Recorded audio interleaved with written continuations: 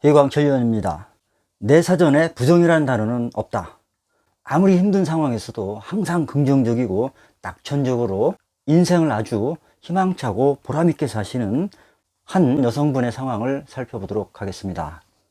먼저 그분이 살고 계시는 집의 풍수적인 입지를 살펴보겠습니다. 집은 이 부분에 있습니다. 뒤에서 이렇게 용맥이 내려오죠. 그리고 그 앞으로 이렇게 커다란 한강물이 유유하게 흘러가고 있습니다. 이렇게 뒤에 산이 있고 앞에 물이 흐르는 배산 임수터이죠.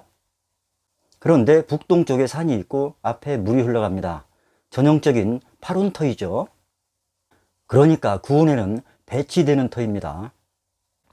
집터를 좀 더 가까이서 살펴보겠습니다. 뒤에서 산줄기가 이렇게 흘러내려옵니다. 그런데 이 부분이 파여 있죠.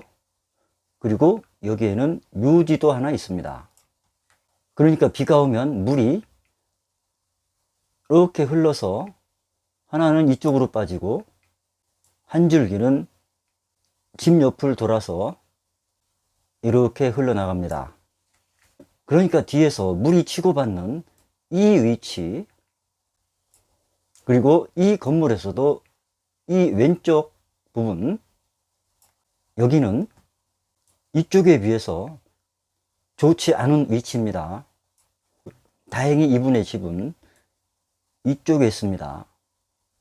그리고 지대가 약간 높아서 전면을 바라보면 앞에 커다란 도로가 시원하게 뚫려 있습니다. 향은 남서쪽을 바라보는 축좌 미향으로 되어 있는 집입니다. 파룬의 축좌 미향은 왕산 왕향으로 상당히 좋은 좌향에 속하죠. 그러나 구운이 되면 이사 가실 것을 권해드립니다. 그 다음에는 손을 보겠습니다. 70이 다 되는 분의 손치고 상당히 깔끔하고 윤기가 있고 손바닥 색깔이 곱습니다. 엄지손가락을 보시면 둘째 마디, 그러니까 제2지절, 이 부분이 첫째 마디에 비해서 상대적으로 길어 보입니다. 지혜와 지성, 총명, 이성, 논리적인 사고, 사리 분별력이 강하다. 그러니까 무슨 일을 추진할 때는 생각을 깊이 한다. 사려가 깊다. 그러니까 지적이고 이성적인 사람이라 볼 수 있겠습니다. 손금을 보면 생명선 무난하게 내려오죠. 오른쪽 손도 마찬가지입니다.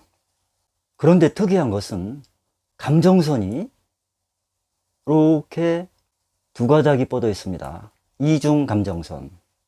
오른쪽도 마찬가지예요.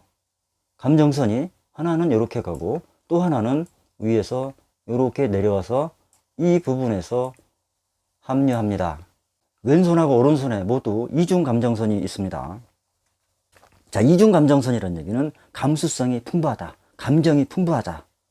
그런데 위에 있는 감정선이 검지와 중지 사이로 올라가고 있습니다. 그러면 사람들을 상대하는데 상당히 이해심과 배려심, 동정심, 이런 것이 높고 협조적이다. 그러니까 사람 관계에 있어서 좋은 게 좋다. 남들한테 싫은 소리를 안 한다. 이런 스타일입니다. 그런데 단점은 우유부단한 것이죠. 남들 입장에서 고려하다 보니까 자기 주장을 강력하게 내세우질 못한다. 그런데 왼손에는 두뇌선 또한 이중 두뇌선이에요. 두뇌선 한 가닥이 위에서 이렇게 가지쳐서 내려옵니다. 그런데 밑에 있는 감정선이 이렇게 진행하다가 이 부분에서 두뇌선하고 충돌을 하죠. 그러니까 감정과 이성이 충돌합니다. 나이로는 약 40 전후가 되어 이때 가정적으로 커다란 위기를 겪게 됩니다. 그리고 운명선이 이렇게 올라가다가 감정선 밑에서 멈췄습니다. 그러다가 감정선 위에서 새로운 운명선이 올라가면서 인생의 변화를 맞게 됩니다. 그리고 오른손의 감정선이 이렇게 활선을 그리면서 수성부를 향해서 가고 있죠. 이 수성부는 대외적인 소통 능력, 사회관계, 사교성, 그러니까 이분은 많은 사람들과 다정다감하게 그리고 친근하게 사귀는 것을 아주 잘하십니다. 거기다가 태양구의 태양선이 곧게 쭉 잘 뻗어 있죠. 항상 긍정적이고 낙천적입니다. 현실적으로 아무리 궁핍하고 힘들더라도 항상 희망적이고 낙천적인 모습을 잃지 않습니다. 참 대단한 성격이십니다. 다 함께 차차차 이런 스타일이에요. 그리고 새끼손가락 이 끝마디가 갸름하니 뾰족하죠. 사고가 유연하다는 것을 보여줍니다. 그런데 수성구로 가는 사업선이 이렇게 쭉 뻗어져야 되는데 잔선들로 이렇게 지저분하게 있습니다. 그러니까 사업 스타일은 아닙니다.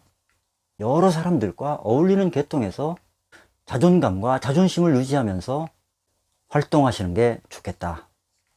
실제로 이분은 그러한 방면에서 활동하고 계십니다. 다음에는 이분의 사주를 살펴보겠습니다. 병신년, 기해월, 무인일, 개해시의 사주입니다.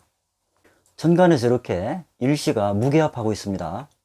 그리고 지지에서는 인해합, 인해합으로 쌍복음 형태를 이루고 있죠.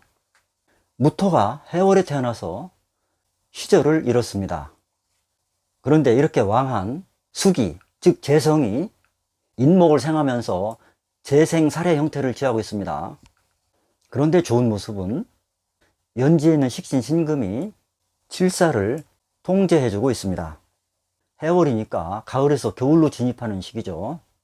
금운으로 흐르는 정유대운, 병신대운에 아주 좋았다고 하십니다.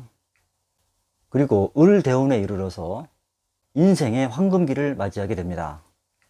자, 원국에서 보면 이 무토가 계수와 합하는 과정에 바로 옆에 있는 기토가 호시탐탐 노리고 있습니다.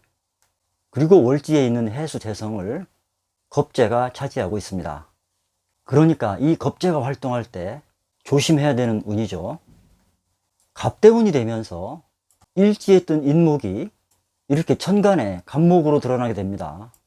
그 드러난 갑목이 겁재와 이렇게 갑계 합을 하죠. 여기서 이 인목 편관은 양쪽 해수 재성이 생해주고 있습니다.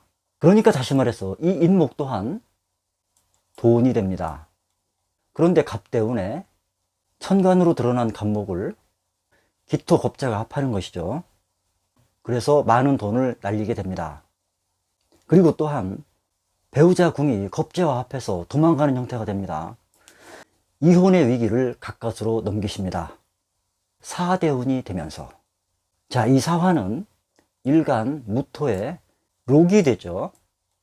그 록을 포함해서 인사신 사명을 형성합니다. 사명에다가 인사천으로 록이 천을 당합니다. 이때 건강을 잃고 집안의 가산을 몽땅 파산하게 됩니다. 신묘대운이 되면 지지의 어둠 속을 밝혀주는 병화와 병신합을 해서 병화를 꺼버리게 되죠. 그리고 천간 신금이 지지의 묘목, 즉 생기를 찍어 누릅니다.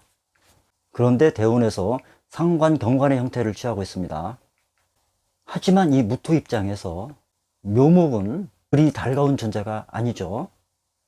그 묘목의 존재를 묘신합으로 역시 식신이 통제해 줍니다.